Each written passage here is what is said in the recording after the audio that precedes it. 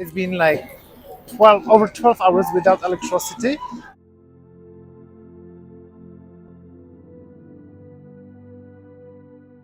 So you might already understand that this case was very weak.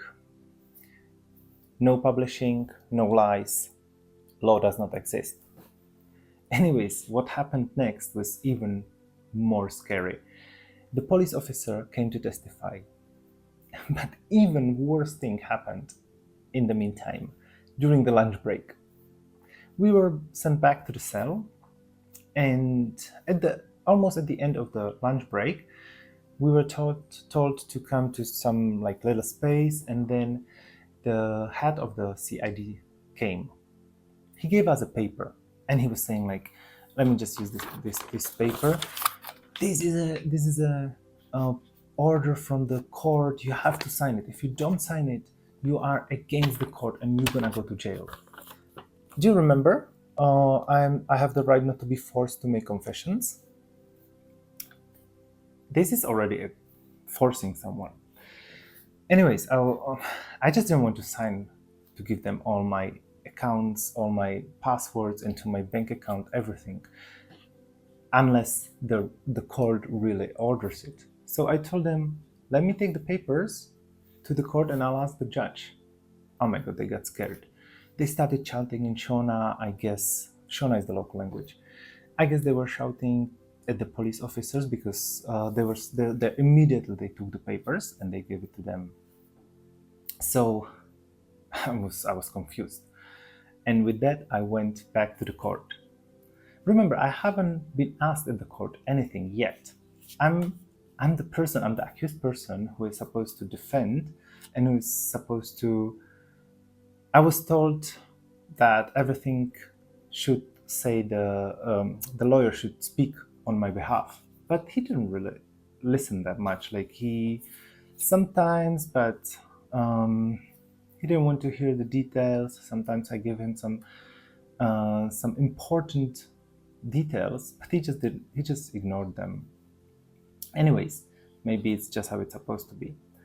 We came back to the court. The court started, and the witness arrived.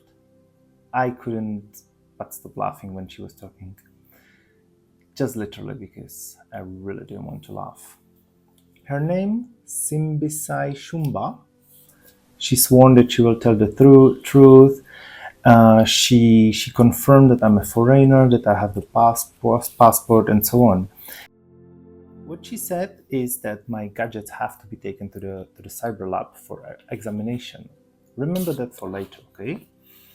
So she confirmed I'm a visitor, but she also said that I have a video that's circulating on social media. Also, I'll come back to it later. She said they asked her about which social media. She was like, literally, there is a question, which social media to be precise. She said, we have to send it to the cyber lab to establish. Does it connect? First of all, she said she saw it on the social media, but to establish it, she has to put my phone on the cyber lab. So he asked her again, you said the video is already in the social media. She confirmed, yes. Which social media? Asked the lawyer. On WhatsApp groups. Which social groups did you see it? Of the record, I can't remember.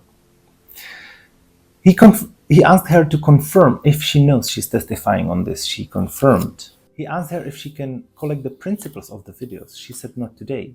Why not? Because the phones are at the cyber lab. So the phones need to be taken to the cyber lab to actually find out. But now they are already in the cyber lab when they want to when they need to show the proof.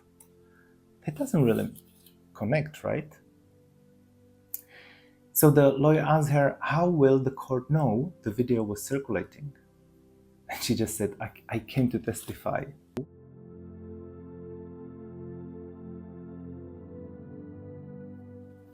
What? Anyways, he kept asking her, when did you see it on the social media? She was like, on the same day. How can you see it on the same day? Like, I got my phone seized immediately after taking the video. Like, I couldn't even post it, right? So he asked her, whose phone did you see it? She was like, his phone. So on the social media or on the phone? Then he asked her, you arrested him before you saw the video. She said that she arrested me while I was taking the video. And he asked her whether she arrested me because of the video or for publishing or because of taking the video. She said, yes. How can someone take a video they don't want to publish? Girl, people are taking thousands of videos every day, every second. And not all of them are published, right? So he asked her, if a person takes a video, they want to spread falsehood? She was like, yes. On top of it, like, all the people are taking videos to publish them and spread falsehoods. You're not right. Taking a video is not an offense, asked the lawyer. She said, it is. What? I just couldn't believe myself. I thought I'm just in a different world. What offense is taking the video? Asked the lawyer.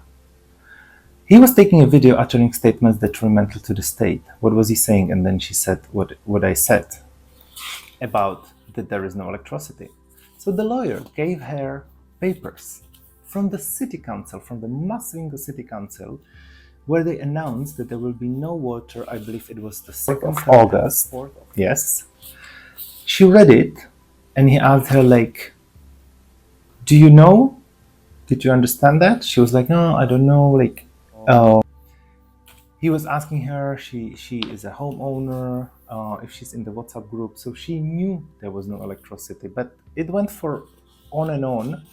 He was also asking her about whether she knows that this offense has actually an option of fine, even if it would really be an offense. She was like, I did not check that. So they went back talking about the electricity. The lawyer was insisting until she said, okay, yes, there was no electricity, which will be very important at the last court, where she totally changed and she left everyone speechless. Anyways, the lawyer was also telling her that I'm not planning or intending to interfere with the witnesses, where she just said he has to prove it. I'm not the one to prove. Learn the law. The one who is accusing is the prosecutor has to prove.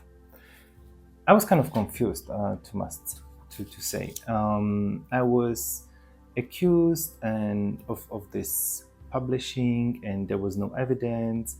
I was accused of spreading falsehood, which was actually truth, and I was really sure we're gonna go home. Like, when after the court went like this, friends of mine came. They gave me some food, and I was really happy. I was like, okay, I couldn't still eat, so I just took like 3 spoons of rice, a little bit of chicken, and so on.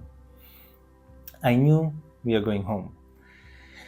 The lawyer rounded up with saying that it is proof that initially I was accused for publishing the false statement, right? But then the witness actually admitted she arrested me for taking the video, right? So already this does not connect again. Also, lastly, if I indeed said there was no water and electricity as a lie, that is not a proof that I intended to initiate the public. And finally, I started to understand what is the criminal nuisance. Criminal nuisance was initiating the public. It started to connect. The alternative charge of the penalty, of the fine, was for the criminal nuisance, right? However, the prosecutors went on. They were saying that Zimbabweans' borders are porous, that I could abscond and so on, that I could interfere with the witnesses and so on. But I was, as I told you, I was quite okay. I was sure it's gonna be fine, but it didn't end that day. So we went back to the prison. We got to talk to the lawyer again, and I was very sure I'm gonna just sleep one more night there, and we're gonna survive it, and then Tuesday the 6th of August, everything will be fine. And as the plan was, we went to the court. Before the court, we met with the lawyer, who actually came with the police officers with the same paper they gave us yesterday to sign. But they had an extra paper. They have another paper where I didn't really understand it, to be honest. There was something like that we are accusing you, we are charging you for not signing the paper or something. Like, I didn't really understand it, and I wanted them to explain me, but nobody really did. They just wanted to charge me. And I was like, no, this I didn't even do this. Like, I have no look again. I have the right not to be forced to make confessions, right? So my lawyer advised me to write, I deny the allegations, this is a police harassment. They got really pissed. They stood up and they said, we will be putting charges on you anyways until some of it will succeed. I was like, what? That's threatening. We went to the court. The court started, the judge started reading, and he was talking about absconding. That means like getting out of the out of the country illegally. And then I was like, the thing what he was talking was not really what was going on, what was talked about yesterday, right? He was focusing on interfering with the backpackers. He was also saying that yes, the bail is a constitutional right, and there must be compelling reasons to put me in the jail, in the remand. He was talking about the embassy making securing that they will take care of me in the jurisdiction and so on. But he was also saying like it was not really exactly what was said the day before. He was saying that the state has overwhelming evidence. But okay, they have the video, but they have, because I didn't challenge that the video actually exists. Why should I challenge that the video does not exist? It did exist, but it was not anything. It was not violating any law, any rule, nothing. And because I was not challenging it, they said that there is a suspicion and I have to go to jail.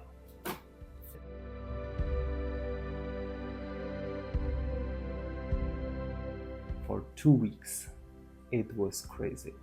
I was so shocked. Luckily, I'm not gonna tell you how, but I did manage to contact my family, because I knew they will not do that. And I knew I'm gonna spend 2 weeks from 6th until the 22nd. 22nd was supposed to be my court. I thought I'm gonna die in the prison.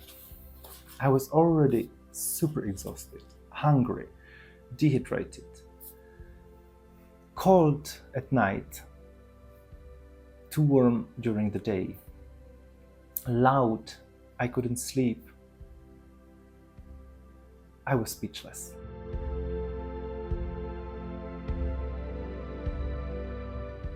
I had no idea why is a country treating a tourist like this. You saw the case, there was no case. You saw none of the right, all the rights. I don't know, guys, what do you think? Like, do you think that they can just do whatever they want? They can just play with people like toys, or the system, they actually should follow the current laws? How can they charge someone for publishing false information under a law that does not exist, while the information was true and the person did not publish it? I just kept playing that in the head. Whenever the guards or anybody at the prison asked me, I just couldn't understand it. So we went back to the prison. In the next video, I'm going to tell you about the 2 weeks. After all, it was 3 weeks because the court on 22nd, let me just tell you now, it was about 1 minute. They just said, the prosecutor just said, we don't have the case ready. So in the next video, I'm going to talk about the life in prison, about the condition, about the health condition, the food, the guards, as well as the prisoners. I will try to describe it as much as possible how it looked like there and how the daily routine is and so on. Also, later I will finish up this video series with the last court and how I was actually finally deported out of the country. So thank you so much for your support. This was a really crazy experience, and I hope none of you will have to go through this. And all of the prisoners that are in the prison now, when they did not do anything illegal, please pray for them.